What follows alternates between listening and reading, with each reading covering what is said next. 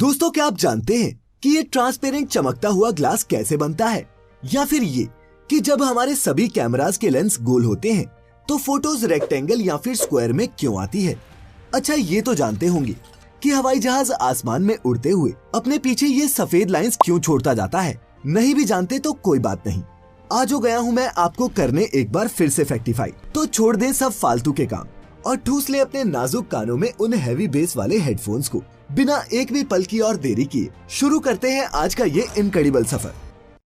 फैक्टिफाइड, facts on your face. Fact number 1, दोस्तों चाहे आपका लेटेस्ट मोबाइल फोन हो या फिर महंगे DSLR कैमरास, आपने गौर किया होगा कि इन कैमरास में लेंस तो गोल ही होता है, लेकिन जो फोटो या फिर वीडियो ये आउटपुट में देते हैं वो हमेशा रेक्टेंगल या फिर स्क्वायर में होती हैं। कभी सोचा है कि ऐसा क्यों होता है? अगर नहीं तो मैं बताता हूँ। तो होता क्या है कि दोस्तों हमें लेंस तो गोल ही नजर आता है, लेकिन इस लेंस का काम सिर्फ किसी ऑब्जेक्ट पर फोकस करना होता है, ना कि उसकी फाइनल इमेज बनाना। जो फोटोग्राफ हम देखते हैं वो दरअसल लेंस के पीछे मौजूद एक रेक्टेंगुलर सेंसर पर बनती है। इस सेंसर पर ही ये डिपेंड करता है कि फोटो का आकार कैसा होगा। अगर उस सेंसर का आकार गोल होगा तो फोटो भी गोल ही आएगी, लेकिन चूंकि इस लेंस के एजेस पर पड़ने वाली लाइट थोड़ी बेंड होकर गिरती है, इसीलिए एक रेक्टेंगुलर सेंसर की मदद से कैमरा इमेज के डिस्टॉर्टेड आउटर एजेस को क्रॉप आउट कर देता है और हमें मिलती है एक रेक्टेंगुलर HD फोटोग्राफ। तो कुछ समझे?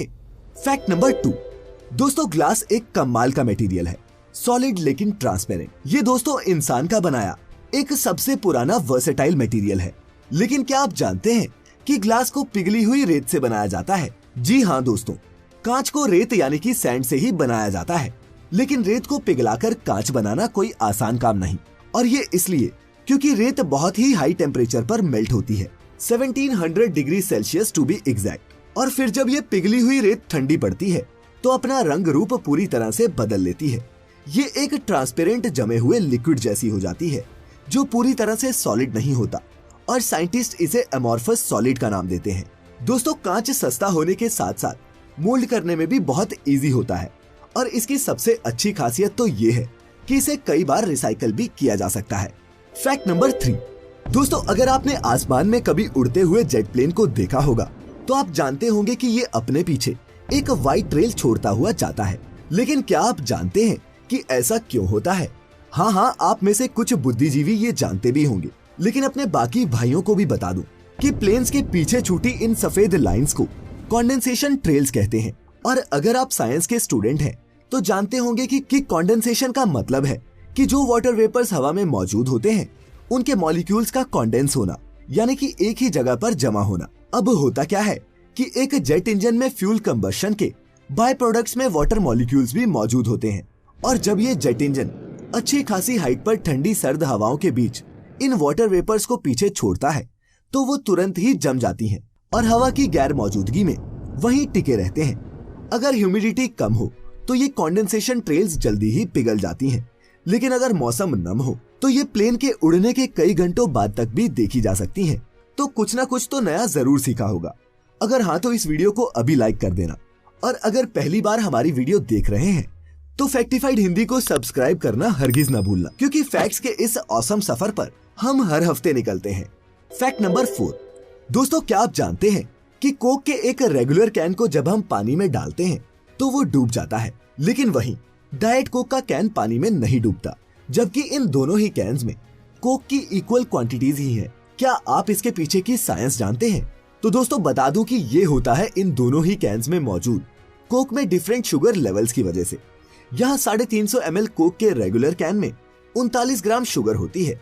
वहीं आपको बता दूं कि डाइट कोक में चीनी नहीं बल्कि एक आर्टिफिशियल स्वीटनर एस्पार्टम का इस्तेमाल किया जाता है, जो चीनी से कई गुना ज्यादा मीठा होता है, और इसीलिए कोक में इसकी जरा सी क्वांटिटी मिलाने पर उसे अपनी जानी पहचानी मिठास मिल जाती है। यहाँ रेगुलर कोक में मिली हुई शुगर उसे पानी से ज्यादा डेंस बनाती है, जिस कारण ये कोक कैन पानी में डूब जाता है।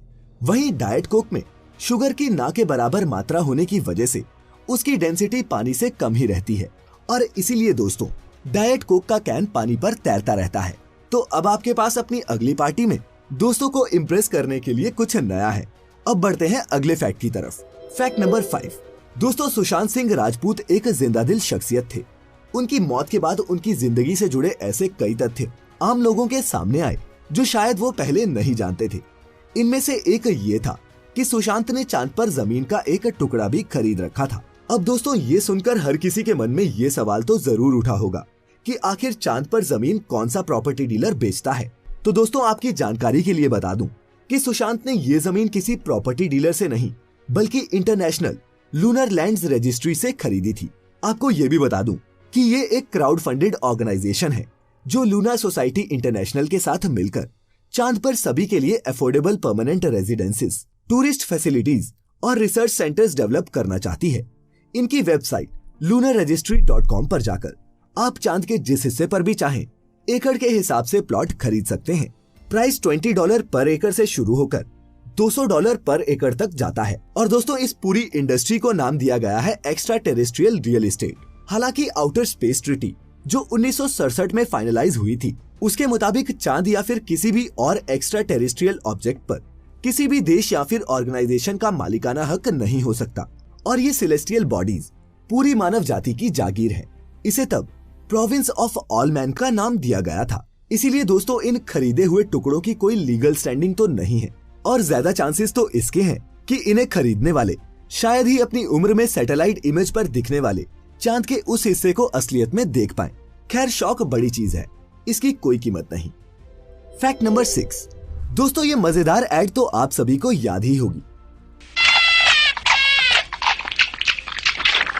नया ऑल आउट, ज्यादा आसान, ज्यादा असरदार। आपके कान के पास जब कभी बिनबिनाता हुआ मच्छर आता है तो आपका सबसे पहला रिएक्शन होता है मॉस्किटो रिपेलेंट मशीन को ऑन करना। फिर इसे टर्बो मोड पर लगाकर आप सुकून की नींद लेते हैं। लेकिन क्या कभी आपने ये सोचा है कि इसमें कौन कौन से केमिकल होते हैं और ये मशीन मच्छरों को भगाती कैसे है? नहीं तो अभी बताता हूँ। दोस्तों, एक मॉस्किटो रेपेलेंट मशीन के 2 पार्ट्स होते हैं, जिसमें नीचे की तरफ फिट होने वाली इस लिक्विड रिफिल में 3 मेजर कंपोनेंट्स मिक्स किए होते हैं।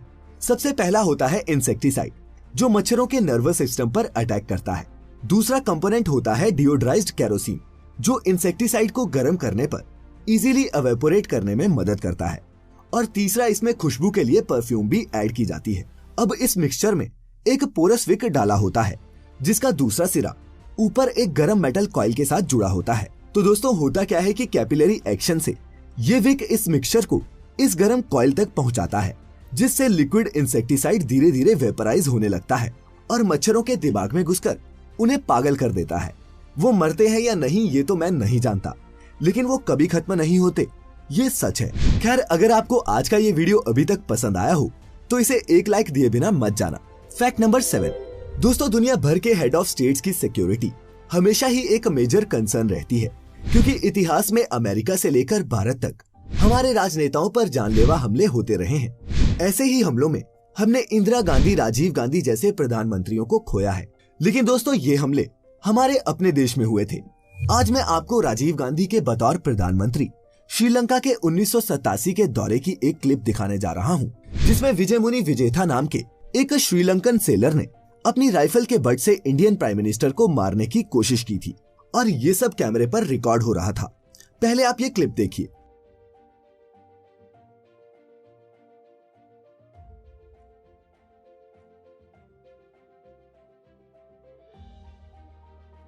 दोस्तों, ये नाविक तमिलियन वॉर में भारत के रवैये को लेकर गुस्सा था और इसी के वश में आकर इसने इंडियन हेड ऑफ स्टेट को मारने की कोशिश की। लेकिन दोस्तों, ये बात तब की है। अब तो प्रधानमंत्री की सिक्योरिटी इतनी टाइट होती है कि परिंदा भी पर नहीं मार सकता। Fact number 8। दोस्तों, हमने आपको फैक्टिफाइड पर कई अजीबोगरीब और वियर्ड लोग दिखाए हैं। इसी कड़ी में आज मिलिए एंगोला अफ्रीका के फ्रांसिस्को डोमिंगो योआकिम से, जो दिखने में किसी भी आम इंसान जैसे ही दिखते हैं, लेकिन इनमें एक सुपर नेचुरल एबिलिटी है अपने मुंह को खोलने की। वो किसी इलास्टिक की तरह अपने मुंह की मांसपेशियों को खींच सकते हैं। और आपको यकीन नहीं होगा दोस्तों कि फ्रांसिस्को एक कोका कोला के कैन को पूरा अपने मुंह में रख सकते हैं। अपनी इसी अजीब लेकिन यूनिक एबिलिटी के चलते फ्रांसिस्को के नाम दुनिया में सबसे बड़ा मुंह होने का गिनीज वर्ल्ड रिकॉर्ड भी दर्ज है। ये रिकॉर्ड उन्होंने इटली रोम में 2010 में बनाया था और इसे बनाने के लिए उन्होंने 17 सेंटीमीटर तक अपना मुंह खोला था। तो दोस्तों, क्या आप में भी कोई स्पेशल एबिलिटी है? क्या आप भी कोक का कैन निगल सकते हैं? नीचे कमेंट्स में अपनी किसी स्पेशल एबिलिटी के बारे में जरूर बताना। Fact number 9। दोस्तों, अगर आपने भी अपना भीगा हुआ डेड फोन कभी सर्विस सेंटर में दिया होगा तो आप जानते होंगे कि चाहे आपने मोबाइल को कितना भी सुखाया हो, टेक्नीशियन आपको झट बता देता है कि इसमें पानी घुसा है, जिस केस में अधिकतर बार वारंटी भी वॉइड हो जाती है। लेकिन क्या आप जानते हैं कि टेक्नीशियन हमेशा इतने कॉन्फिडेंस से लिक्विड स्पिलेज की बात कैसे करता है? अगर नहीं तो दोस्तों बता दूं कि फोन मैन्युफैक्चरर्स अपने फोन्स में स्पेशल वाटर डैमेज इंडिकेटर्स भी फिट करते हैं, जो लिक्विड के कांटेक्ट में आते ही पिंक या फिर रेड में बदल जाते हैं। इन्हें देखते ही टेक्नीशियन समझ जाता है कि मोबाइल पानी के कांटेक्ट में आया था, चाहे तब तक वो बिल्कुल सूख चुका हो। इसके अलावा दोस्तों, रस्ट और सॉल्ट के ट्रेसेस भी उन्हें फोन्स के अंदर मॉइस्चर मौजूद होने का साइन देते हैं। इसीलिए ज्यादा होशियार ना बने, होशियारी करनी ही है तो लाइक करें हमारा फेसबुक पेज फैक्टिफाइड हिंदी रोजाना अमेजिंग अपडेट्स के लिए। Fact number 10।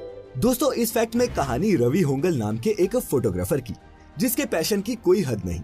उनका सपना था कि वो एक कैमरा जैसे आकार के घर में रहें, जिसे उन्होंने कई आर्किटेक्ट्स और इंजीनियर्स के साथ मिलकर पूरा भी किया। रवि का घर कम और एक फोटो स्टूडियो ज्यादा लगता है, लेकिन हैरान तो आप ये जानकर होंगे दोस्तों कि इन्होंने अपने तीनों बेटों के नाम कैनॉन, निकॉन और एप्सॉन रखे हैं।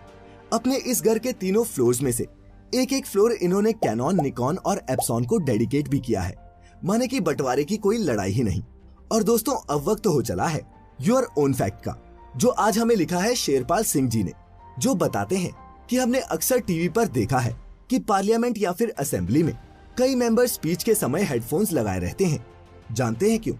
दरअसल उन हेडफोन्स में स्पीच की रियल टाइम ट्रांसलेशन को रिले किया जाता है, जिससे अगर कोई मेंबर अपनी रीजनल लैंग्वेज में भी भाषण दे रहा हो तो भी उसे बाकी नॉन स्पीकिंग मेंबर्स समझ सकें। अमूमन ये रिले हिंदी और इंग्लिश 2 भाषाओं में किया जाता है, लेकिन भाषा चाहे जो भी हो दोस्तों, इन नेताओं की मोटी चमड़ी पर कहाँ कोई फर्क पड़ा है। हमें फर्क पड़ता है तो इस वीडियो को मिलने वाले आपके प्यार, फीडबैक और कमेंट्स का। तो आज तो यही खत्म होता है ये इनक्रेडिबल सफर, लेकिन फैक्ट्स की बारिश लेकर आऊंगा फिर मैं अगले हफ्ते। तब तक अपना ख्याल रखें, खुश रहें और वीडियो को अंत तक देखने के लिए आपका तहे दिल से बहुत बहुत शुक्रिया।